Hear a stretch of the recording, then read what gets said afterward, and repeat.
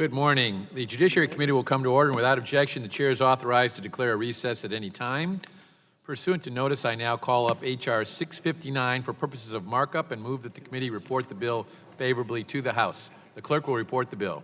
H.R. 659, to amend the Clayton Act and the Federal Trade Commission Act to provide that the Federal Trade Commission shall exercise authority with respect to mergers only under the Clayton Act and only in the same procedural manner as the Attorney General exercises such authority.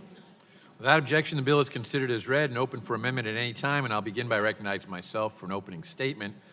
In 1914, Congress passed the Federal Trade Commission Act, marking the beginning of a dual antitrust enforcement regime in the United States. Because both the Department of Justice and the Federal Trade Commission enforce our nation's antitrust laws, companies may, and often do, have different experiences when interacting with one agency relative to the other. One area in which the disparity can be the most striking is in the merger review process. When a company wishes to merge with or purchase another company, it must notify both antitrust enforcement agencies of the proposed transaction. The Department of Justice and the Federal Trade Commission then determine which agency will be responsible for reviewing the transaction. As there are no fixed rules for making this determination, it can appear that the decision is made on the basis of a flip of a coin. There are two potential differences that companies can face based on the identity of the antitrust enforcement agency that reviews the company's proposed transaction. The first potential difference arises if the agency seeks to prevent the transaction by pursuing a preliminary injunction in federal court. There is a disparate legal standard applied to each antitrust enforcement agency when it requests a preliminary injunction. The second potential difference lies in the process available to each antitrust enforcement agency to prevent a transaction from proceeding. The FTC may pursue administrative litigation against a proposed transaction even after a court denies its preliminary injunction request. In contrast, the Department of Justice cannot pursue administration litigation. There is no justification for these disparities in the merger review processes and standards. Such disparities lead to unnecessary uncertainty based on which agency is reviewing the transaction. The Bipartisan Antitrust Modernization Commission recommended that Congress remove the disparities, and the bill before us today, the Standard Merger and Acquisition Reviews Through Equal Rules Act of 2017, or the Smarter Act, does just that. I applaud Mr. Farenthold for reintroducing this important legislation that will enhance the transparency, predictability, and credibility of the antitrust merger review process. Identical legislation was passed by the House last Congress.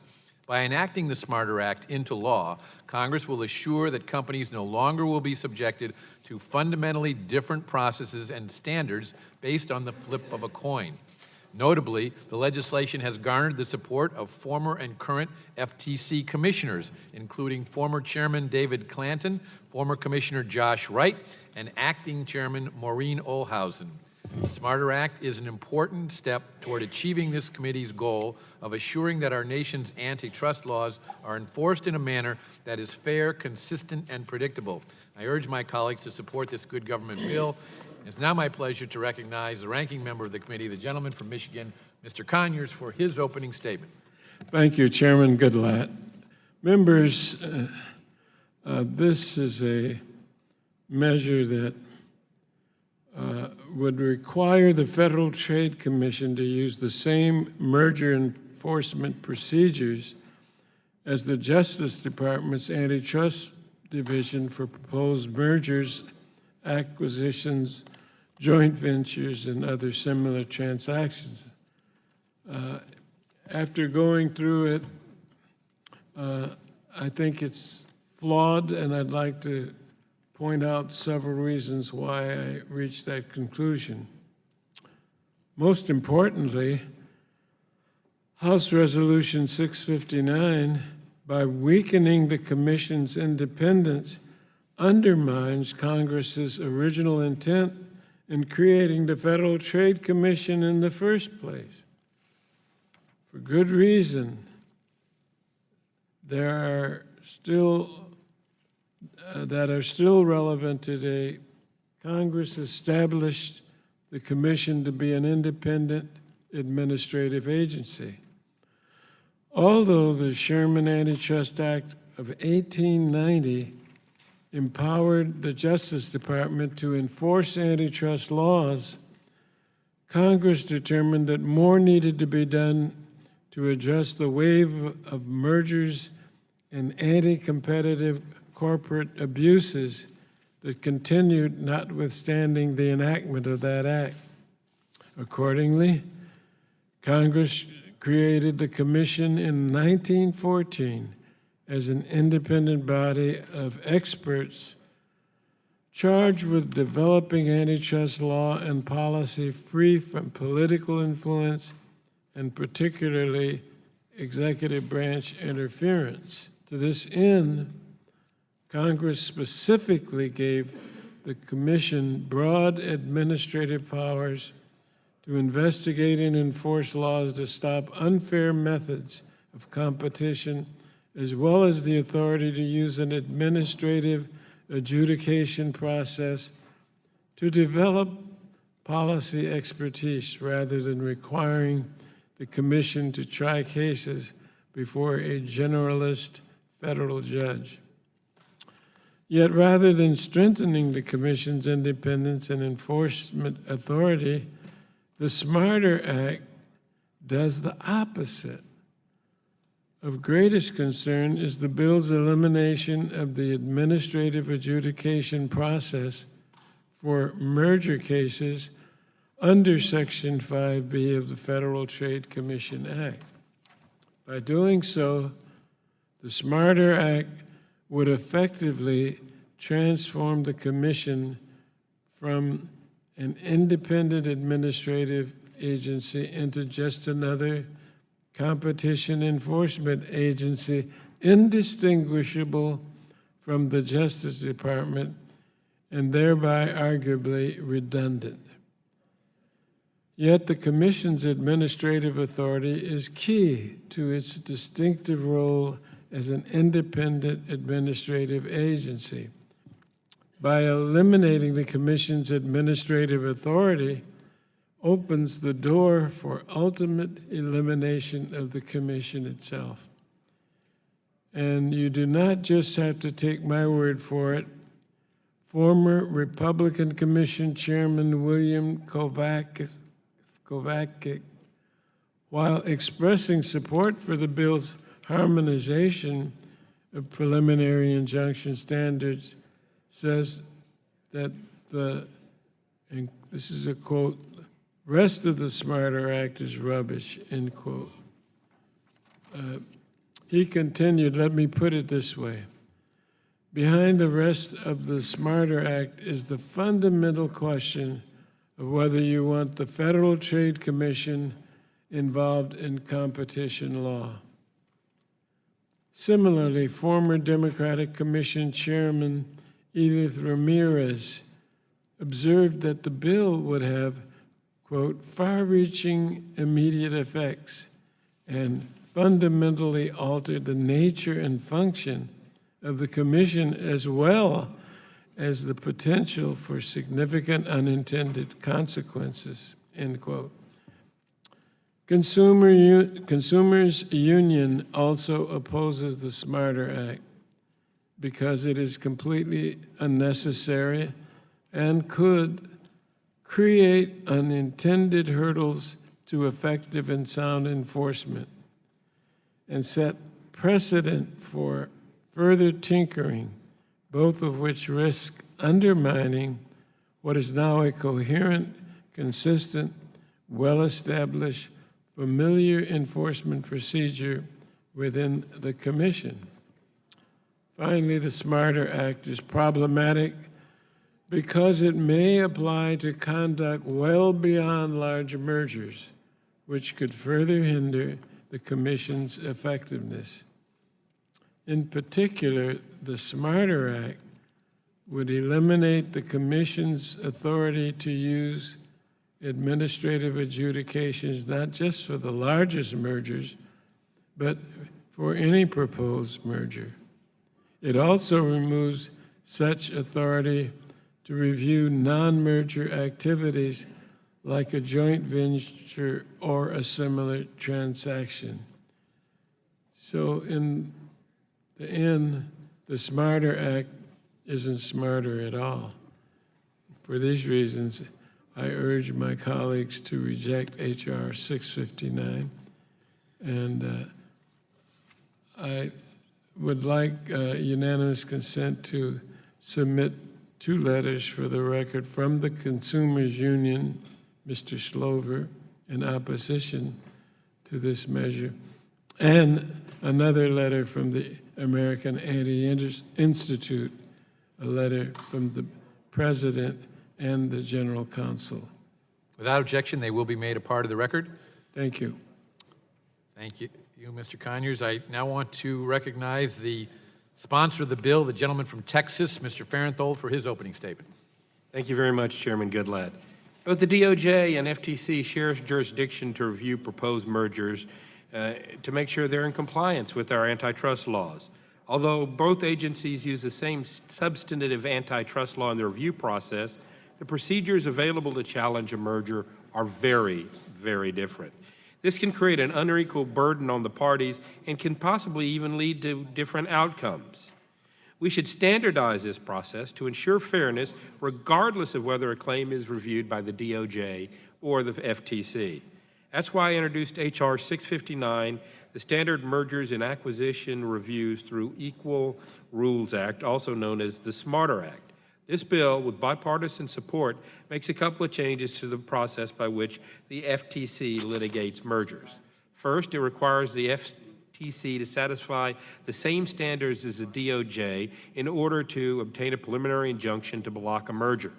Additionally, it requires the FCC to always litigate contested merger cases in federal courts under the Clayton Act, just like the DOJ does, rather than its own administrative law tribunals. Companies and people have been adversely affected by the FTC having its own internal administrative process to challenge a transaction. It's time to level the playing field and not leave it up to a coin toss of which agency reviews the merger as to which procedures apply. I urge my colleagues to support the Smarter Act and yield back.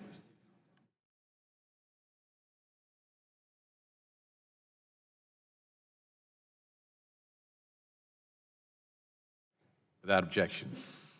Thank you.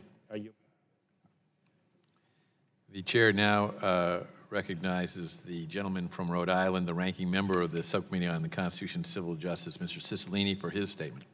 Thank you, Mr. Chairman. Mr. Chairman, I oppose H.R. 659, the Standard Merger and Acquisitions Reviews through Equal Rules, the Smarter Act, because it dismantles the Federal Trade Commission's ability to promote competition and prevent economic concentration. Over a century ago, Congress established the Federal Trade Commission with the express purpose of safeguarding consumers against anti-competitive behavior through its authority to enforce, clarify, and develop the antitrust laws. Today, the FTC prevents anti-competitive mergers and promotes competition in highly concentrated markets through administrative litigation. Under this authority, it may seek permanent injunctions in its own administrative court, in addition to its ability to seek preliminary injunctions in federal district court. Both Republican and Democratic chairs of the FTC agree that administrative litigation is an extremely valuable tool. Maureen Olhausen, who was recently appointed acting chair of the FTC by President Trump, strongly supports the use of administrative litigation as a unique asset in enforcing our antitrust laws, particularly in healthcare markets and the pharmaceutical industry. Bill Koviak, the Republican FTC chair under the George W. Bush administration, agrees, noting that administrative litigation has resulted in key victories for the FTC by, and I quote, building analytical templates whose persuasiveness compel emulation by federal judges, end quote. Edith Ramirez, who was appointed chair of the FTC by President Obama, noted that this quasi-judicial role is a defining characteristic of the agency, and that the current system has worked well for over 100 years, and all indications are that it will continue to do so to the benefit of competition and consumers. H.R. 659 would upend this progress by amending the Clayton Act to prohibit the use of administrative litigation for both proposed and consummated transactions exceeding $80 million. There is simply no evidence that this bill is warranted. While the proponents of the Smarter Act argue that the outcome of a transaction is just determined by a coin flip between the agencies to determine which will review a transaction, there's a dearth of factual support for this claim. Jonathan Jacobson, a leading antitrust attorney who who served on the Antitrust Modernization Commission, testified that in his 39 years of practice, the outcome of a merger has never turned on the differences that the Smarter Act seeks to address in antitrust law. The American Antitrust Institute, a consumer-oriented antitrust organization, conducted a lengthy study of workload statistics compiled by both antitrust agencies and found that the concern of the bill's sponsors are without foundation. And finally, in the most comprehensive study of administrative litigation to date, FTC Acting Chairwoman Maureen Olhausen debunked procedural concerns with administrative litigation as mostly anecdotal or theoretical. In fact, less than 2% of mergers are even stopped or modified, and an even smaller percentage of these cases go to trial following administrative litigation. The FTC also has a pristine record when using this authority. It has won 6 out of its 7 cases before the Supreme Court, and 5 of these were brought through administrative litigation. I'm therefore not persuaded by the need to fundamentally change the antitrust laws based solely on due process concerns that are mostly anecdotal or theoretical, that would apply to just 1% of mergers, which happen to be some of the largest and most consequential. Mr. Chairman, we are witnessing a period of historic merger activity. There is mounting economic evidence that consolidation in nearly every sector of the economy is increasing consumers' costs, depressing workers' wages, and eroding private sector investment and innovation. Yesterday, together with Ranking Member Conyers, I requested a 20% increase in funding for the antitrust agencies to reverse this trend through vigorous antitrust enforcement, a key tool for lowering costs and increasing economic opportunity for hardworking Americans. It is irrefutably true that we need more competition, not less. And instead of giving handouts to the largest and most concentrated businesses on the basis of speculative harms, we should invest in the antitrust agency's ability to enforce the law. And for all these reasons, I oppose H.R. 659 and urge my colleagues to do the same and yield back the balance of my time. Chair thanks the gentleman. Are there any amendments to H.R. 659? For purpose of the gentleman from New York, Take the last word. Gentleman's recognized for 5 minutes. I'm going to speak very briefly. I just want to say that it's been my opinion that every administration since the Reagan administration, including Democratic and Republican administrations, has not adequately enforced their antitrust laws. Our corporations have gotten much too big.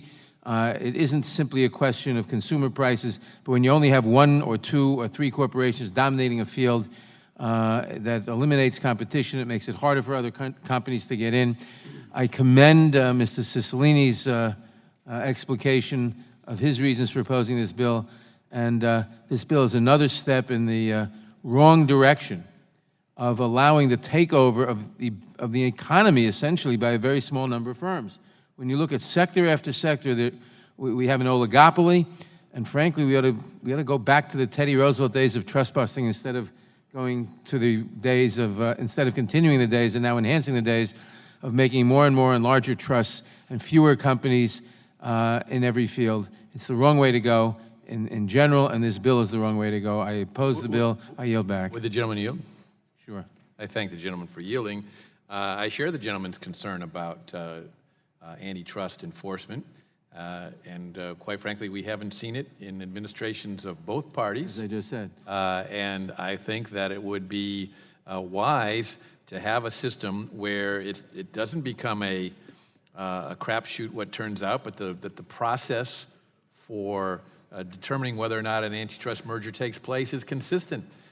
You'll then have the ability to have better standardization of the process under which it will take place and won't take place, and you'll see less of these efforts if they're shot down more times. So this is only about making the law consistent as we move forward and creating predictability, which I think is a very important part of the marketplace. Reclaiming my time, consistency is a very valuable quality, but I think this bill goes toward consistency in the wrong direction, and I reiterate my opposition. I yield back.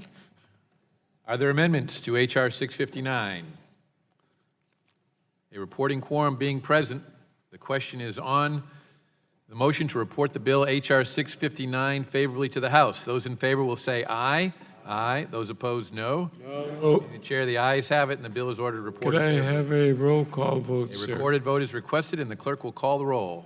Mr. Goodlatte? Aye. Mr. Goodlatte votes aye. Mr. Sensenbrenner? Mr. Smith? Mr. Smith votes aye. Mr. Shabbat? Mr. Issa? Mr. King? Mr. King votes aye. Mr. Franks? Mr. Gomert? Mr. Jordan? Mr. Jordan votes yes. Mr. Poe? Mr. Chaffetz? Mr. Marino? Mr. Marino votes yes. Mr. Gowdy? Mr. Labrador? Mr. Farenthold? Mr. Farenthold votes aye. Mr. Collins? Mr. DeSantis? Mr. DeSantis votes aye. Mr. Buck? Mr. Buck votes aye. Mr. Ratcliffe? Mr. Ratcliffe votes yes. Ms. Roby? Mr. Gates? Mr. Gates votes aye. Mr. Johnson of Louisiana? Mr. Biggs? Mr. Biggs votes aye. Mr. Conyers? No. Mr. Conyers votes no. Mr. Nadler? No. Mr. Nadler votes no. Ms. Lofgren? Ms. Lofgren votes no. Ms. Jackson Lee? Mr. Cohen? Mr. Cohen votes no. Mr. Johnson of Georgia? Mr. Deutsch? Mr. Deutsch votes no. Mr. Gutierrez? Ms. Bass? Mr. Richmond? Mr. Jeffries? Mr. Cicilline? Mr. Cicilline votes no. Mr. Swalwell? Mr. Liu? Mr. Liu votes no. Mr. Raskin? Mr. Raskin votes no. Ms. Jayapal? Ms. Jayapal votes no. Mr. Schneider? Mr. Schneider votes no. Chairman. Gentleman from Wisconsin. Aye. Mr. Sensenbrenner votes aye. Gentleman from Texas, Mr. Poe. Mr. Poe votes yes. Gentleman from Utah, Ms. Chaffetz. Mr. Chaffetz votes aye. Gentleman from California, Mr. Issa. Mr. Issa votes aye. Gentlewoman from Alabama, Ms. Roby. Ms. Roby votes aye. Has every member voted who wishes to vote? The clerk will report.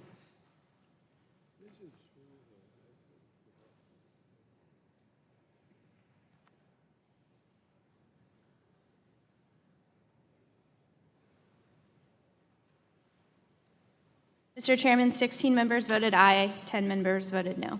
The ayes have it, and the bill is ordered reported favorably to the House. Members will have 2 days to submit views. Pursuant to notice, I now call up H.R. 1842 for purposes of markup and move that the committee report the bill favorably to the House. The clerk will report the bill. H.R. 1842, to amend Title 18 United States Code to include state crimes of violence as grounds for an enhanced penalty when sex offenders fail to register or report certain information as required by our federal law.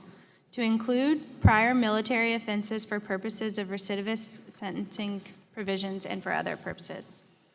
Without objection, the bill is considered as read and open for amendment at any point, and I will begin by recognizing myself for an opening statement. This legislation, introduced by our colleague Mr. Ratcliffe, a former United States attorney, strengthens child safety by closing 2 major loopholes in federal law. This bill ensures that all offenders who have been convicted of crimes of violence face heightened punishment when they fail to register as a sex offender for a sex offense. This enhancement provides incentive for the most dangerous of offenders to update their verifications, assuring they do not go off the grid and reoffend.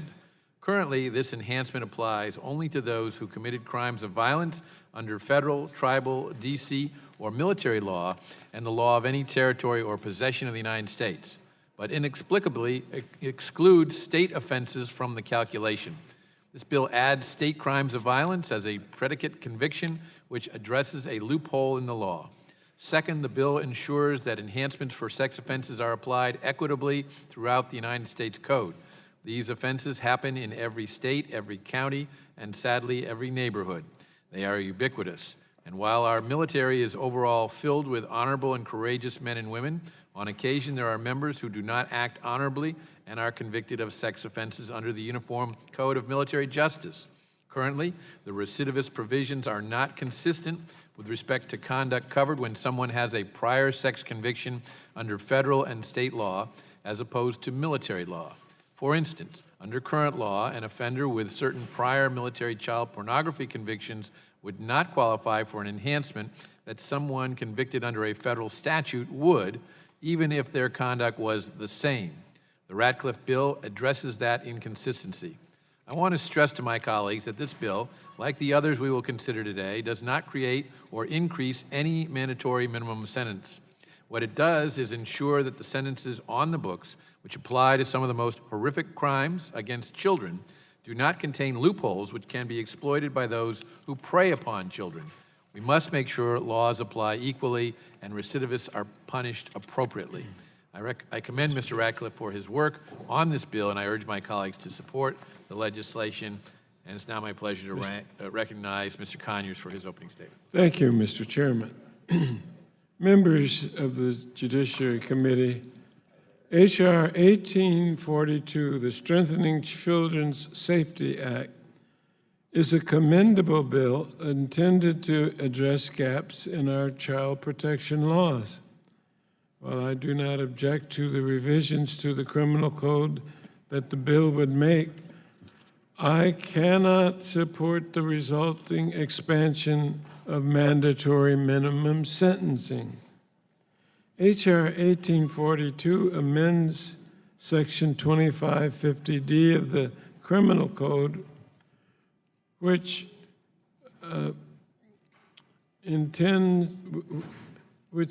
provides for an enhanced penalty for sex offenders who commit a crime of violence while in noncompliance of sex offender registration and reporting requirement. In addition to the federal crimes of violence already included in that statute, this bill would add state crimes of violence as predicate offenses that in turn would require the imposition of a mandatory 5-year prison sentence to be served consecutively to any sentence imposed for failing to register or comply with sex offender registration and reporting requirements. H.R. 1842 would also add prior military child sex offenses to several recidivist sentencing provisions, most of which carry mandatory minimum penalties of at least 15 years or life. Perhaps we should expand coverage of enhanced sentencing for the offenses added by this bill, but we should do so without expanding mandatory minimums. Judges, not Congress, are in the best position to impose sentences for even the most offensive criminal violations because they know the facts and circumstances of each case. With lengthy maximum sentences available for any offense added by this bill, we do not need to impose minimums. So accordingly, my colleagues, I intend to offer an amendment to exempt these additions to the imposition of mandatory minimum sentences while retaining the option for judges to sentence up to the lengthy maximum sentences as allowed under current statutes. With those changes, I would support the bill, and I thank the chairman. Chair, thanks, gentlemen. It's now my pleasure to recognize the sponsor of the bill, the gentleman from Texas, Mr. Ratcliffe, for his opening statement. Thank you, Mr. Chairman.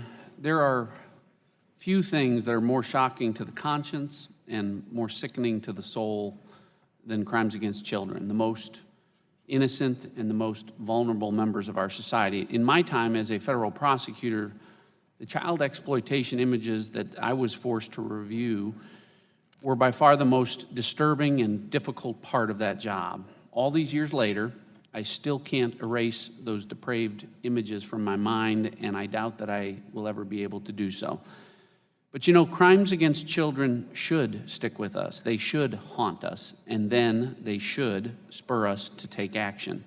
If we do anything here in Congress, it should be to work to protect children. We talk all day long about the future of this country. Well, our children are that future. And now we need to put words into action. So today, I'm introducing the Strengthening Children's Safety Act of 2017, a bill which closes two sets of loopholes in federal child exploitation laws to make sure that all dangerous sex offenders are treated the same and are subject to the same enhanced penalties under the law. Right now, current law establishes minimum national standards for sex offender registration and notification in all 50 states, in the District of Columbia, in U.S. territories and tribes. And if a sex offender knowingly fails to register or update a registration, that individual faces a fine and imprisonment of up to 10 years. There's also an enhanced penalty of 5 to 30 years imprisonment if the offender, while in non-compliant status, also commits a crime of violence under federal law, under the Uniform Code of Military Justice, the law of the District of Columbia, Indian tribal law, or any territory or possession of the United States. But here's the problem.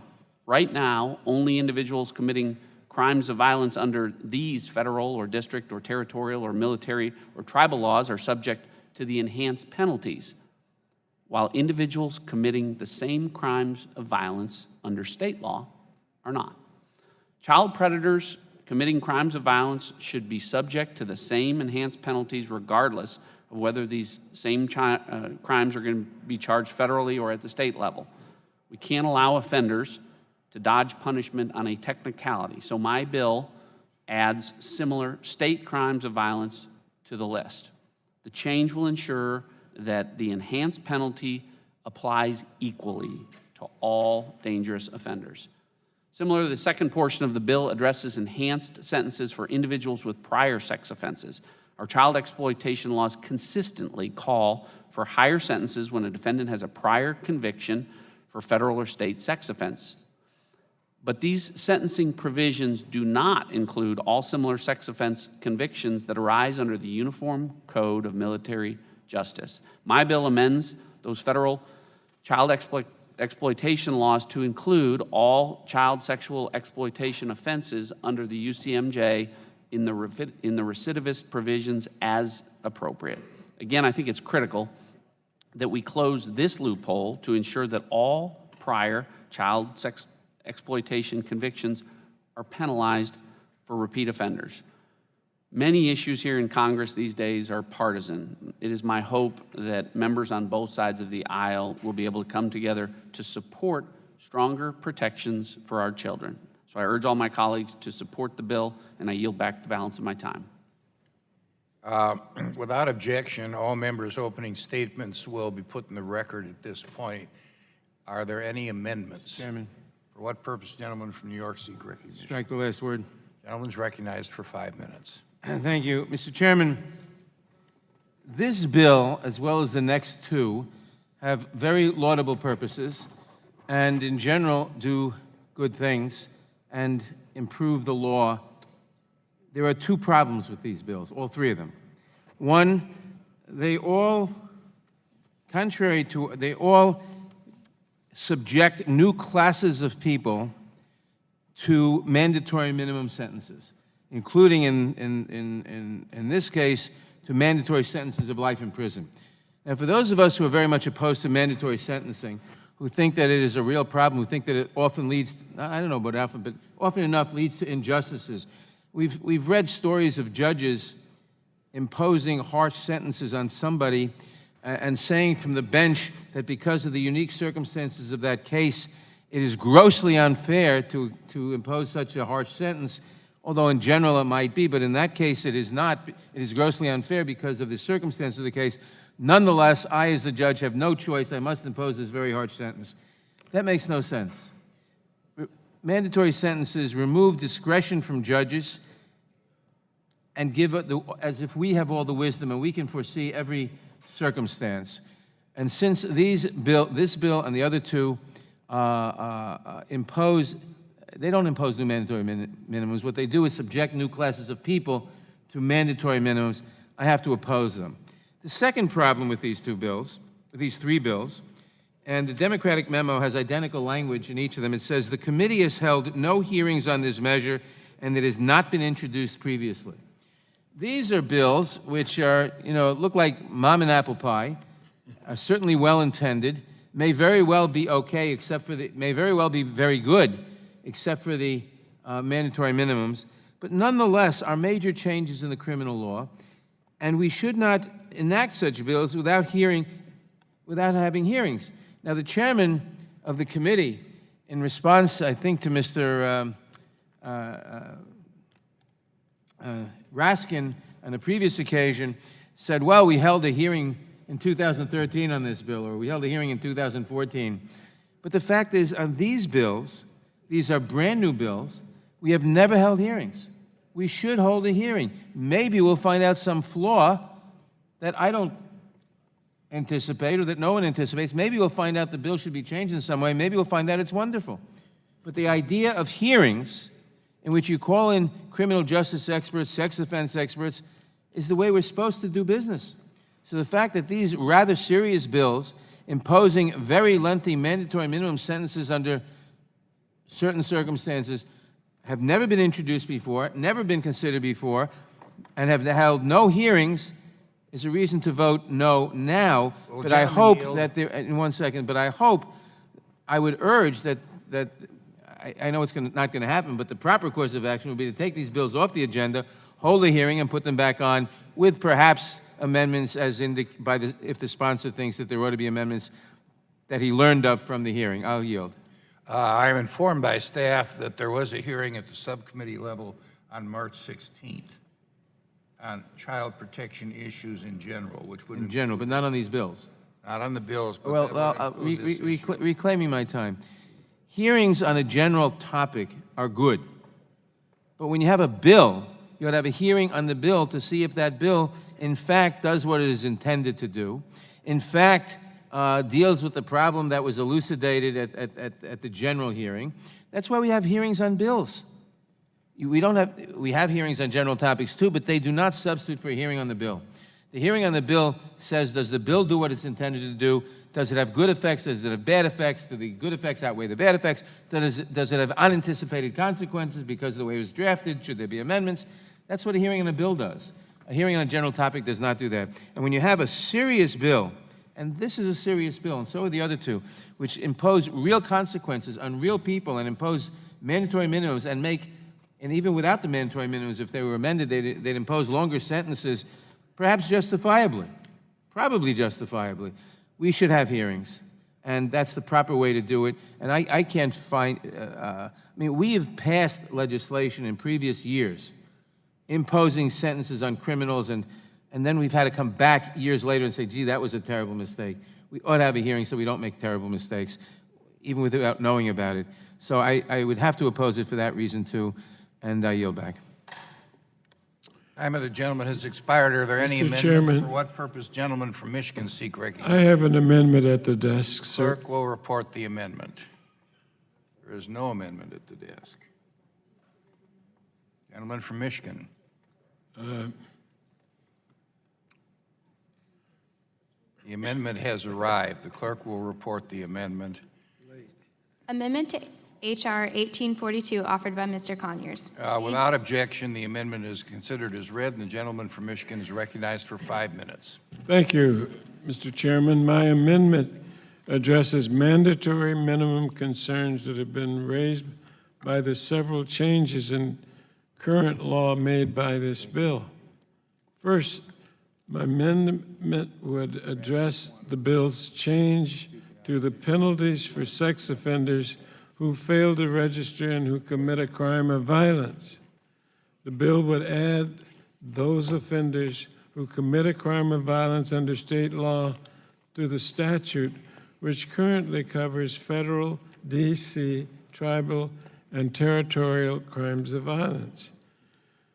The current penalty for this violation is imprisonment for at least 5 years and up to 30 years. My amendment would eliminate the 5-year minimum, but still allow for the up to 30 years imprisonment portion. As an opponent of mandatory minimum sentencing, I believe sincerely that we should not only decline to adopt new mandatory minimums, but Congress should also avoid expanding existing mandatory penalties. We can do so in a way that still allows for strong and severe penalties up to lengthy maximum terms if judges in particular cases determine that the facts call for them. The bill also changes the code in several sections by providing recidivist penalties for sexual exploitation of children by adding offenses under the Uniform Code of Military Justice as predicates in addition to federal and state offenses. These recidivist penalties are mandatory minimums, which carry mandatory minimums of at least 15 years and for some, life in prison.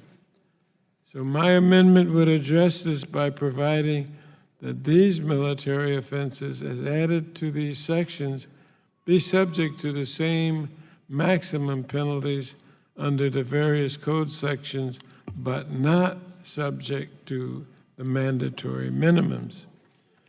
Of course, I believe we should go into all sections of the code and remove mandatory minimums. But if we're going to change the statute to include more offenses in statutes that have mandatory minimums, we can provide additional appropriate punishment while exempting these additions to unwise mandatory minimums. As a result, judges could still impose sentences that are equally lengthy and severe, but we would know that they are the result of the judge's consideration of the facts and circumstances of each case. That is the principle underlying of all the changes I propose in my amendment, and I plead with my colleagues to give this careful consideration and support this amendment to improve the bill. Thank you, Mr. Chairman. Time of the gentleman has expired. For what purpose gentleman from Texas seek recognition? Claim time in opposition to the amendment. Gentleman is recognized for 5 minutes. Thank you, Mr. Chairman. I appreciate the gentleman from Michigan and the spirit with which he has offered this amendment, but his amendment as written actually rolls back current law. And you know, with all due respect, the gentleman appears to want to debate the mandatory minimum sentencing system and its existence in American jurisprudence. Again, the underlying bill here doesn't create mandatory minimums. It doesn't expand mandatory minimums. It doesn't change mandatory minimums in any way, unlike the amendment, which seeks to do just that. Again, the underlying bill is about closing loopholes for equal treatment under the law, to make sure that enhancements that currently exist apply evenly and equitably. The gentleman's amendment actually does just the opposite. Again, respectfully, if someone commits one of these crimes, the most horrific of crimes in Springfield, Virginia, they should be treated exactly the same as someone committing that crime in Springfield, Illinois. And that's essentially what the underlying bill does and what the gentleman's amendment seeks to prevent. So again, I respectfully ask my colleagues to oppose the amendment and yield back. The gentleman's time has expired. Mr. Chairman, For what purpose gentleman from New York seek recognition? strike the last word. Gentleman's recognized for 5 minutes. Well, I just want to make two observations. One, the bill, as I said before, does not impose new mandatory minimums, but it adds classes of people, and therefore many people, to those subject to mandatory minimums. And that's what the gentleman's amendment seeks to change. And number two, I just want to make one other observation. This bill says that it should be a predicate for all these enhanced penalties, et cetera, that you have committed similar state crimes as well as federal crimes, which is logical. But the problem with that, possible problem, which hearings might elucidate, is that you say similar state crimes. but state laws vary. And the law of one state might be similar to, but somewhat different than the law of another state in defining the crime, and also different from the federal crime. So by saying state crimes, similar state crimes, it's a question of what you're drawing into. You may be expanding, you may be applying the law, these mandatory minimums, to people who committed a state crime who wouldn't be included if that crime had been a federal crime, or maybe vice versa.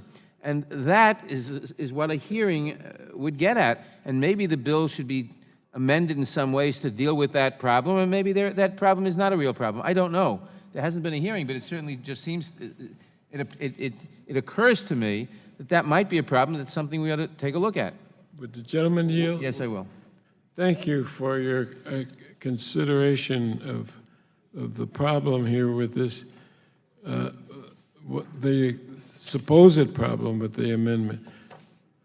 Members of the committee, this amendment does not change existing law. I want my friend from Texas to be comfortable about that one fact. It only applies to the new offenses, and if it does not prevent a judge from sentencing to the maximum. So I would continue to support this amendment and make everyone comfortable that we are not changing existing law. The gentleman yield. Of course. Again, That belongs to gentleman from New York. Gentleman from New York yield. Oh, yes, sure. thank you. Again, respectfully, the amendment does roll back current law as it applies to the military provision. And to the gentleman from New York's point, he seems to be conceding that the bill doesn't expand or create mandatory minimums. So at best, the gentleman seems to be arguing that that this bill expands, or to use your word, exposes new classes of people to mandatory minimum sentences. And I guess this is just where philosophical differences. I don't know that we can bridge these gaps. I can't speak for. Reclaiming my time, I didn't use the word expose, but it does expand. It expands mandatory minimum sentence to new classes of people who are not now subject to mandatory minimums. If you oppose mandatory minimums, as I do, I'm opposed to the expansion to new class of people, as well as, I don't know what you mean by increasing a mandatory minimum, but yeah, you could from 5 to 10 years or whatever. But I don't want to see, I think mandatory minimums lead to great injustices on occasion, lead to a judge saying, it's terrible that I have to impose this sentence because of specific circumstances. In this case, it's not warranted, but the law leaves me no choice. That's what we want to avoid. And to put new classes of people into that, most of whom may be deserving of a terrible sentences, but some of whom may not be, is wrong. So that's why I oppose the expansion. But again, I come back to the other point. Putting state crimes in here is a good idea generally, because whether it's a state, but you have to make sure that you're really dealing with equivalencies. And we don't know that unless you have a hearing and really look at the laws of the states and at the definitions to make sure you're dealing with equivalence to federal crimes, because the laws of each state are defined differently, and simply saying similar to may subject people who wouldn't be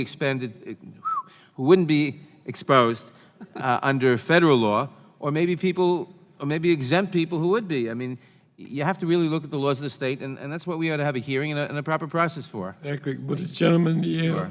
Sure. I thank the gentleman for his observation. This amendment does not change existing law. It only applies to the new offenses, and if it does not, prevent a judge from sentencing to the maximum. Thank you. Time of the gentleman has expired. I yield back. For what purpose, gentlewoman from Alabama seek recognition? I move to strike the last word. Gentlewoman is recognized for 5 minutes. I'd like to yield my time to the gentleman from Texas. I just wanted to address the gentleman from New York's. I very much appreciate the manner in which he delivered his remarks. I do think that we have a philosophical difference, whether we're talking about exposing or expanding new classes of people to mandatory minimum sentences. I can't speak for everyone on this committee, but for people committing these types of crimes against children, I'm 100% in favor of exposing them to mandatory minimum sentences. With that, I yield back. I yield back. The question is on the amendment offered by the gentleman from Michigan. Those in favor will say aye. Aye. Those opposed will say no. No. The noes appear to have it. The noes have it, and the amendment is not. A recorded vote is requested. The question is on the amendment by the gentleman from Michigan. Those in favor will vote aye. Those opposed will vote no, and the clerk will call the roll. Mr. Goodlatte? Mr. Goodlatte votes no. Mr. Sensenbrenner? Mr. Sensenbrenner votes no. Mr. Smith? Mr. Shabbat? Mr. Isa? Mr. Isa votes no. Mr. King? Mr. King votes no. Mr. Franks? Mr. Franks votes no. Mr. Gomert? Mr. Gomert votes no. Mr. Jordan? Mr. Poe? Mr. Chaffetz? Mr. Chaffetz votes no. Mr. Marino? Mr. Gowdy? Mr. Gowdy votes no. Mr. Labrador? Mr. Farenthold? Mr. Collins? Mr. DeSantis? Mr. DeSantis votes no. Mr. Buck? Mr. Ratcliffe? Mr. Ratcliffe votes no. Ms. Roby? Ms. Roby votes no. Mr. Gates? Mr. Gates votes no. Mr. Johnson of Louisiana? Mr. Johnson votes no. Mr. Biggs? Mr. Biggs votes no. Mr. Conyers? Aye. Mr. Conyers votes aye. Mr. Nadler? Aye. Mr. Nadler votes aye. Ms. Lofgren? Ms. Jackson Lee? Mr. Cohen? Mr. Johnson of Georgia? Mr. Johnson votes aye. Mr. Deutsch? Mr. Gutierrez? Ms. Bass? Mr. Richmond? Mr. Jeffries? Mr. Cicilline? Mr. Swalwell? Mr. Liu? Mr. Liu votes aye. Mr. Raskin? Ms. Jayapal? Ms. Jayapal votes aye. Mr. Schneider?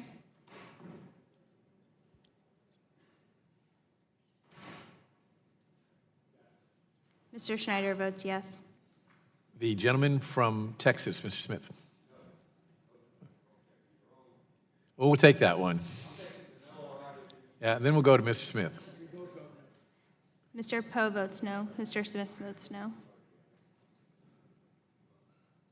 Has every member voted who wishes to vote? The clerk will report.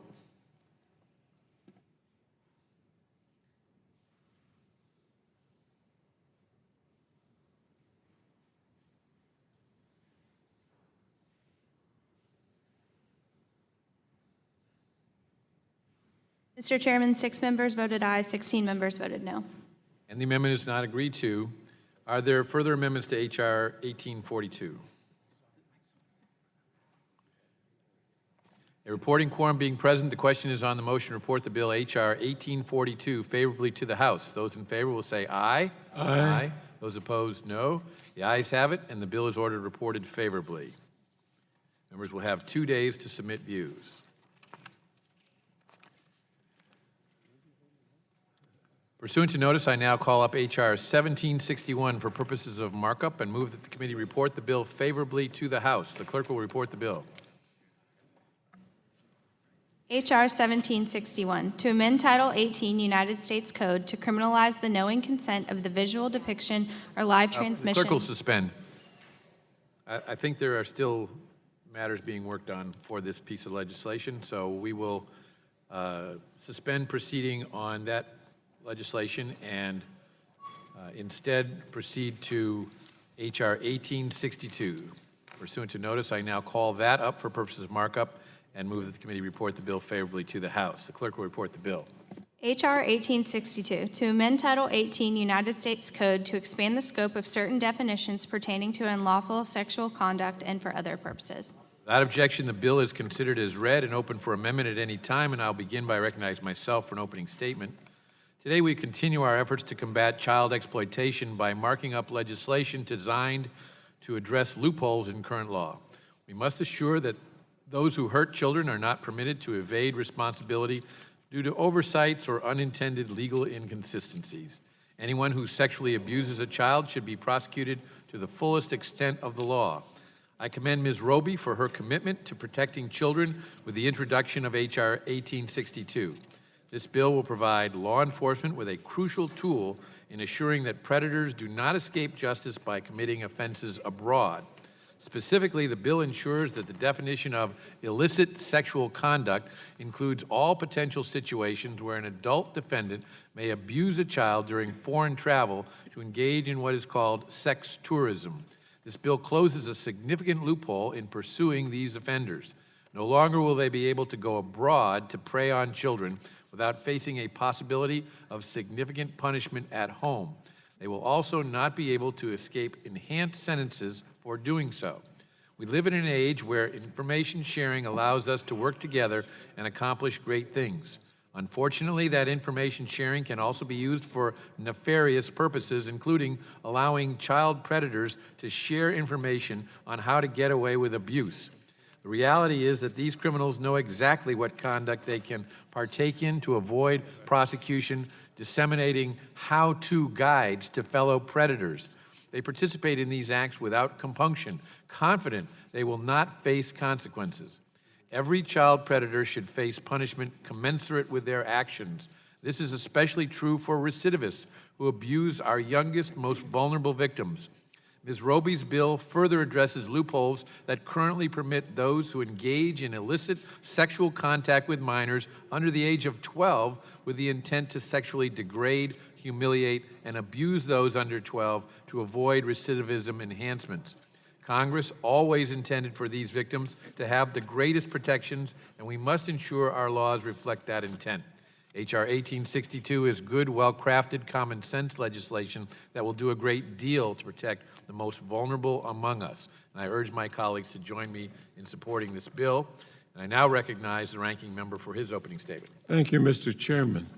Members of the committee, this measure would add new offenses to the current provision in the criminal code, providing for mandatory life imprisonment for certain repeat sex offenders.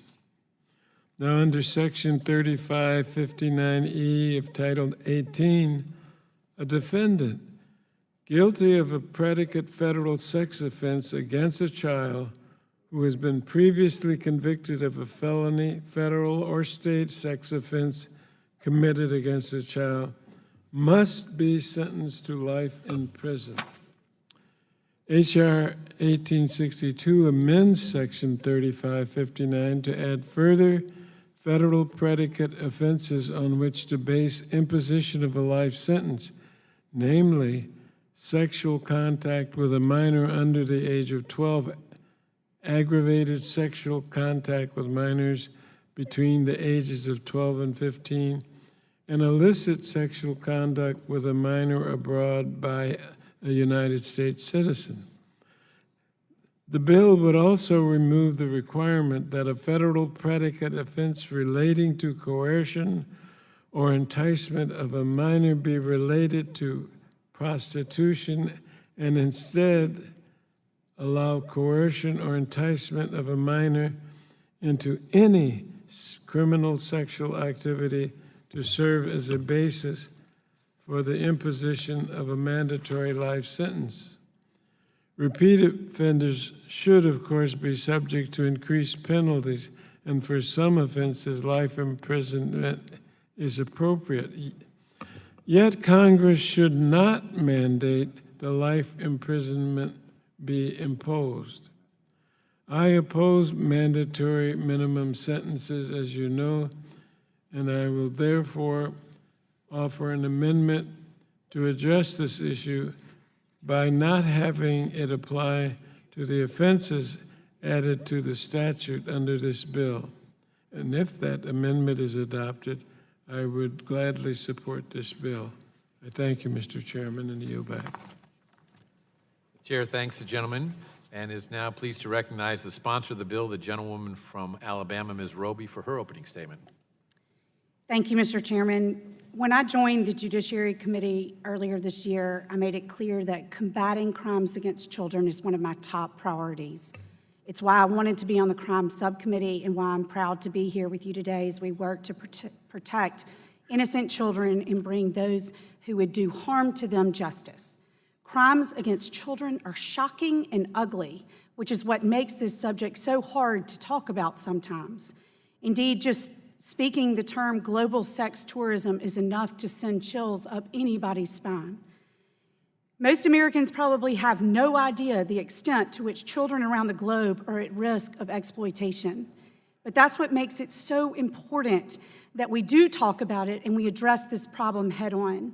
Recently, I met with experts from the Department of Justice to discuss how loopholes in current law are allowing child predators to evade punishment for the abuse of children overseas. These loopholes were, of course, never intended. Nonetheless, these technical flaws in the law are making it harder for authorities to put serial child abusers away where they belong. The bill before the committee today, the Global Child Protection Act, aims to close these loopholes and better equip law enforcement to protect children and punish abusers. Let's be clear. The current statute criminalizes the act of traveling abroad to do terrible things to children, but it doesn't criminalize the people who force children to perform sexual acts on them. Specifically, the bill expands the conduct covered for child sexual exploitation cases that involve abuse occurring abroad to include sexual contact. And I think it's important to read this definition based on the ranking member's comments. Sexual contact is the intentional touching either through the clothing or directly of genitalia, anus, groin, breast, inner thigh, or buttocks of any purpose with the intent to abuse, humiliate, harass, degrade, arouse, or gratify the sexual desire of any person. And if we're going to sit here and debate whether or not having a piece of cloth between the child's private parts and or not, it seems to me a bit misguided. I want to thank our strong partners with the Department of Justice for their commitment to combating exploitation and abuse here in our country and abroad. It certainly wasn't lost on me that in his first official act after being sworn in, Attorney General Jeff Sessions presented the president with an executive order to strengthen the enforcement of federal law on international trafficking, including human trafficking.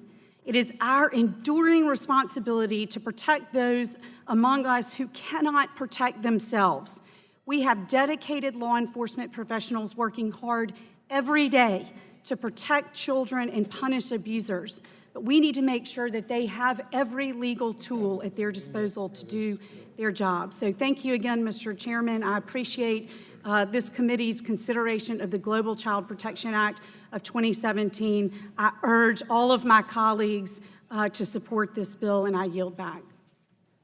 The chair thanks the gentlewoman, and it's now my pleasure to recognize the ranking member of the Subcommittee on Crime, Terrorism, Homeland Security, and Investigation, the gentlewoman from Texas, Ms. Jackson Lee, for her opening statement. Thank you very much, Mr. Chairman. I thank you and the ranking member. I know that this has been a vigorous debate, and I also thank the sponsor of this legislation. For the years that I have been in the United States Congress, I founded and co-chaired the Congressional Children's Caucus. As a member of the Homeland Security Committee, we worked extensively on the question of human trafficking, as we did here in the House Judiciary Committee.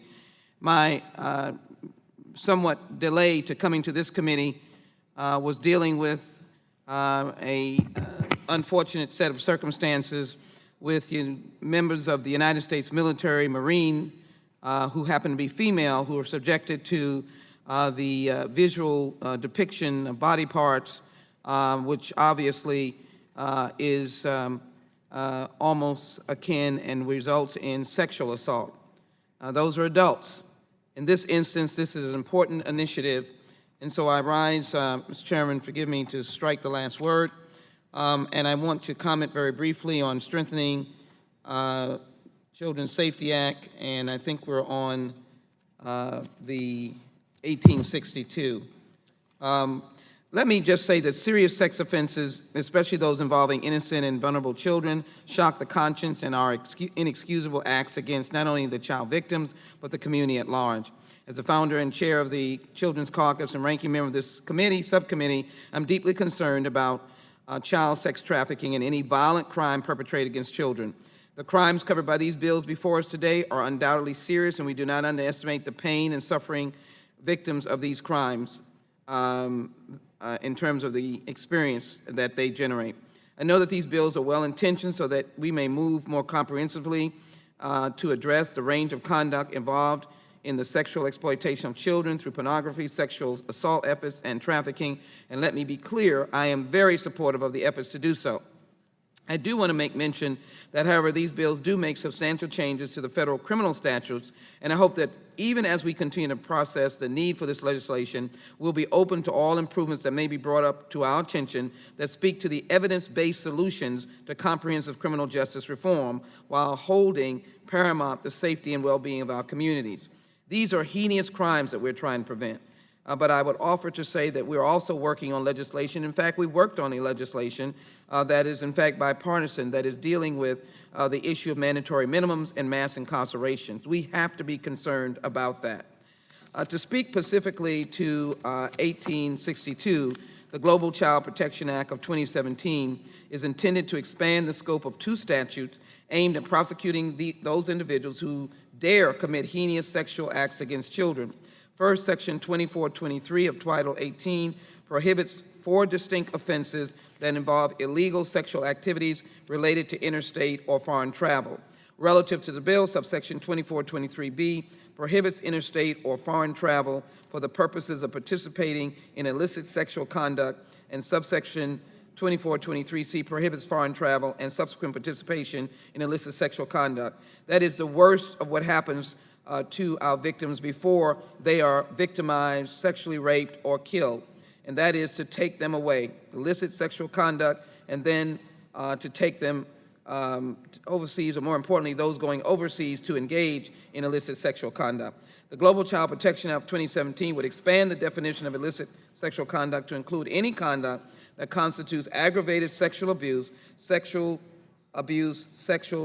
of a minor, abusive sexual conduct, or any of these offenses that result in death, thereby prohibiting both sexual acts and sexual contact with minors. This change can ensure that no perpetrator of any type of sexual conduct involving a child slips away from prosecution by adding another tool in the weaponry available to prosecutors who fight daily to end the problem of child sex trafficking, particularly in my home state of Texas. Secondly, the Global Child Protection Act would add 3 new predicate offenses to subsection 3559E of Title 18.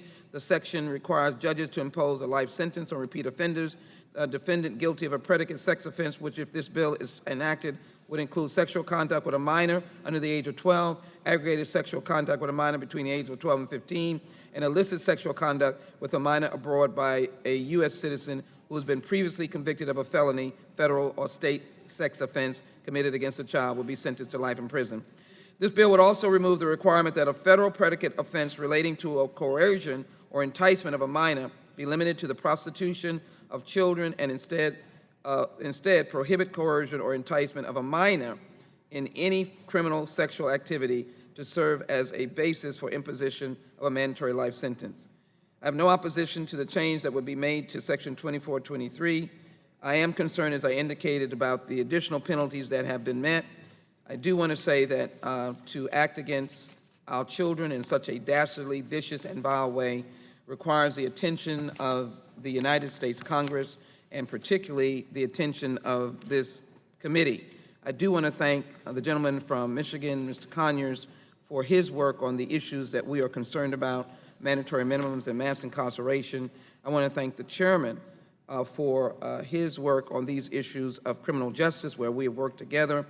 And I just want to make sure for the record, Mr. Chairman, we did Strengthening Children's Safety Act of 2017, H.R. 1842. Yes, the chair would advise the gentleman that that has passed the committee. Thank you. and we pulled H.R. 1761, or is not doing it at this time. We are not doing it today, but we are actively working to get it ready to consider in the committee as soon as possible. I appreciate it. So I'm going to, We thank Mr. Johnson for his work on that. and thank Mr. Johnson for his work on that. So let me conclude my remarks by saying, any time that we can protect our children, it is crucial, and I join in as the ranking member on the subcommittee, but also on the full committee, to thank both of you for your concerns that have been expressed appropriately. Mr. Chairman, I will end again by saying we do good work in this committee, and I'm looking forward to us pursuing some of the issues that we're trying to struggle with today, including the issue of Russian collusion and the issue of the wiretapping. I think these are appropriate matters for this committee, and I know that we can do this in a very positive way. With that, Mr. Chairman, your courtesy is appreciated. I yield back. Chair thanks the gentlewoman. Are there any amendments to H.R. 1862? For what purposes does the gentleman Mr. from Chairman, I Michigan? have an amendment at the desk. The clerk will report the amendment. Amendment to H.R. 1862 offered by Mr. Conyers. Page 2, strike line 14. Without objection, the amendment is considered as read, and the gentleman is recognized for 5 minutes on his amendment. Thank you. Members of the committee, this amendment addresses concerns about mandatory minimum sentencing raised in this bill. Currently, 18 U.S.C. Section 3559E provides mandatory life imprisonment as the penalty for certain repeat offenders. The bill expands the offenses that would qualify as predicates for these penalties. While I do not suggest that the conduct involved in additions to Section 3559 is not deserving of additional punishment, I do not support mandatory minimum penalties, particularly life imprisonment. And that's why my amendment would subject these additions to imprisonment for up to life, but not mandatory life. Therefore, a judge who's presented with all of the facts and circumstances of a particular case and who's in the best position to impose an appropriate sentence will have the ability to do so, including life imprisonment, if that is deemed to be just. Congress cannot anticipate or know the facts of every case, of course. Even in circumstances of particularly egregious crimes, judges are better positioned to impose sentences.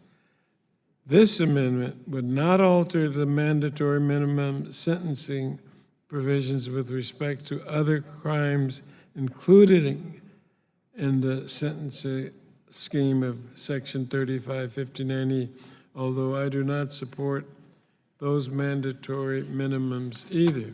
This amendment merely, but importantly, allows us to apply strong and appropriate recidivist penalties to the additional crimes specified under this bill without relying on unjust mandatory minimums.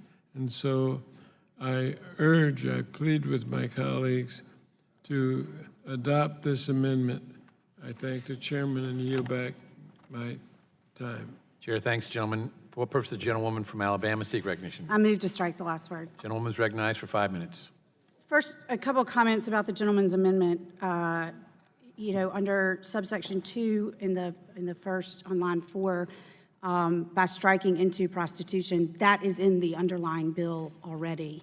In the next section, what it does is it changes the current law by eliminating a large number of offenses from the enhancement that are already under the statute, limiting it only to 2 offenses against children. They should be included, but so should all of the other sections already covered under this statute. And this amendment seeks to eliminate those other. The first one, 2244A5, dealing with contact, and section 2423.5, dealing with the transportation of minors and limiting it only to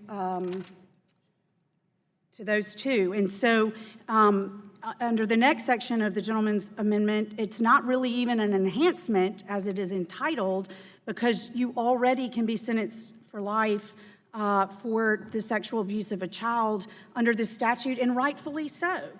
And then on the back page of the gentleman's amendment, under definitions, under non-qualifying felonies, it appears to me that the language of the gentleman's amendment is suggesting that the defendant could raise as a defense the consent of the child. Under subsection A, it says the sexual act or activity was consensual and not for the purpose of commercial or gain. I am blown away by this, to suggest that a child could consent to sexual abuse is extraordinary to me. And so for these reasons, I certainly oppose the gentleman's amendment.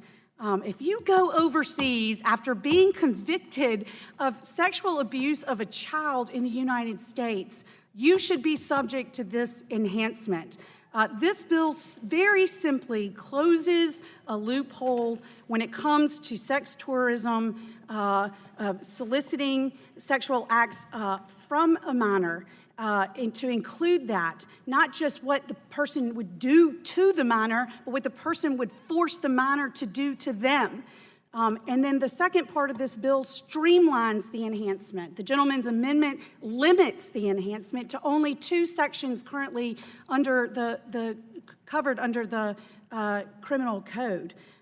This is specifically written to go after people who cause harm to children. And so with that, Mr. Chairman, I strongly oppose the gentleman's amendment, and I ask my colleagues to vote no.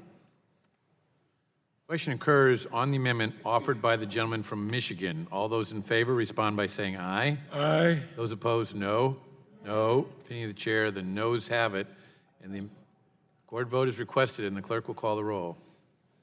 Mr. Goodlatte? No. Mr. Goodlatte votes no. Mr. Sensenbrenner? Mr. Smith? Mr. Shabbat?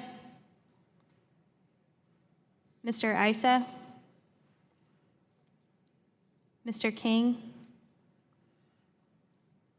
Mr. Franks? No. Mr. Franks votes no. Mr. Gomert? Mr. Gomert votes no. Mr. Jordan? Mr. Poe? Mr. Chaffetz? Mr. Chaffetz votes no. Mr. Marino? Mr. Marino votes no. Mr. Gowdy? Mr. Gowdy votes no. Mr. Labrador? Mr. Farenthold? Mr. Collins? Mr. DeSantis? Mr. Buck? Mr. Ratcliffe? Mr. Ratcliffe votes no. Ms. Roby? Ms. Roby votes no. Mr. Gates? Mr. Gates votes no. Mr. Johnson of Louisiana? Mr. Johnson votes no. Mr. Biggs? Mr. Biggs votes no. Mr. Conyers? Aye. Mr. Conyers votes aye. Mr. Nadler? Ms. Lofgren? Ms. Jackson Lee? Ms. Jackson Lee votes aye. Mr. Cohen? Mr. Johnson of Georgia? Mr. Deutsch? Mr. Gutierrez? Ms. Bass? Mr. Richmond? Mr. Jeffries? Mr. Cicilline? Mr. Swalwell? Mr. Liu? Mr. Raskin? Ms. Jayapal? Mr. Schneider? The gentleman from Wisconsin. Mr. Sensenbrenner votes no. Gentleman from Texas, Mr. Poe. Mr. Poe votes no. The gentleman from California, Mr. Liu. Not recorded. Mr. Liu votes no. Has every member voted who wishes to vote? The clerk will report.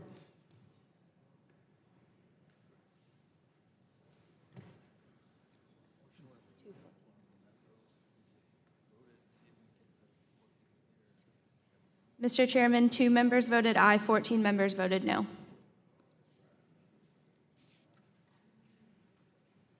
The amendment is not agreed to. Are there further amendments to H.R. 1862? Mr. Chairman, I seek a clarification, please.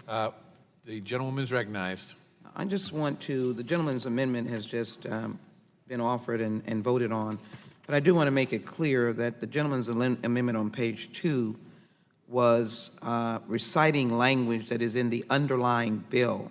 So the underlying bill has the language, sexual act or activity was consensual and not for the purpose of commercial pecuniary gain. It is not to in any way diminish any sexual activity among minors, but that is in the underlying bill. The gentleman did not create that out of a whole sack. So I want to thank the gentleman, Mr. Conyers, for his amendment, and I understand the premise of it, from which I voted aye, which is to give the judge the discretion to give life without parole, and any additional sentencing on the basis of the horror and the horrifics of this particular act. So, Mr.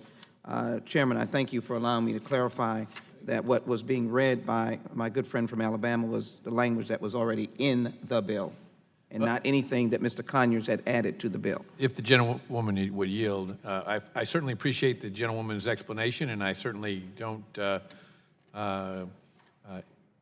question the motives of the ranking member. But we don't believe the language is in the underlying bill either. But in any event, we appreciate your effort to clarify that. It was in subsection E, Mr. Chairman, but anyhow, you're very kind, and I yield back to your kind yielding to me. Thank you. Yeah, we can't find that, but we certainly appreciate your making it clear that the gentleman from Michigan does not intend that there be exoneration or lack of prosecution or sentencing for someone who is claiming consensual behavior on the part of a minor, which I think we all are in agreement is not a Horrific. legitimate Thank you, Mr. defense. Chairman. Mr. Chairman? Ready to vote. Mr. Chairman? First, the gentleman from Utah seek recognition. Could the gentlewoman from Texas clarify and point to the specific place in the bill where she thinks this is? We have not been able to find I'm that. asking if she would clarify it. Show us where it is. If it is, I would love to see it. That's what we're doing. Thank you. All right, anyway, I thank the gentlewoman. Thank you. Are there further amendments to H.R. 1862?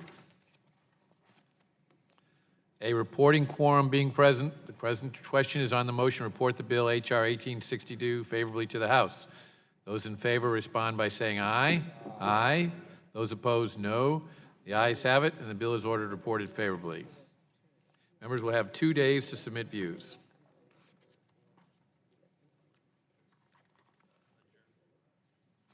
And that concludes the business for today, and I want to thank all of the members for attending, and the markup is adjourned.